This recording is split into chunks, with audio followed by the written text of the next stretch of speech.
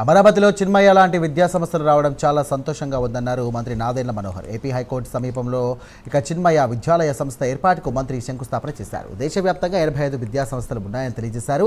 రాజధానిలో ఈ సంస్థకు కూటమి సర్కార్ 3 ఎకరాలను కేటాయించినట్టుగా తెలిపారు. సంస్కృతి సాంకేతిక పరిజ్ఞానంతో కూడినటువంటి విద్యను అందించడమే లక్ష్యంగా కూటమి సర్కార్ ముందుకెళ్తుందన్నారు మంత్రి నాదెండ్ల మనోహర్.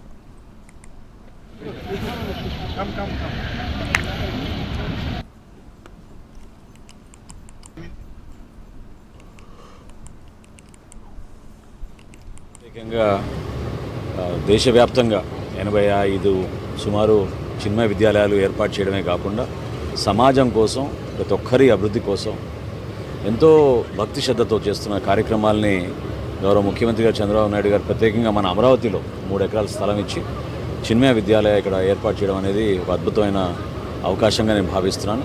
మనస్ఫూర్తిగా పెద్దలు ప్రత్యేకంగా అప్పారావు ఎనలేని కృషి చేశారు. దీనికోసం గౌరవ ముఖ్యమంత్రిగా స్పందించి మన ప్రాంతంలో మనకి ఇటువంటి విద్యాలయం రావడం అనేది నిజంగా మనందరం గర్వించాల్సిన విషయం.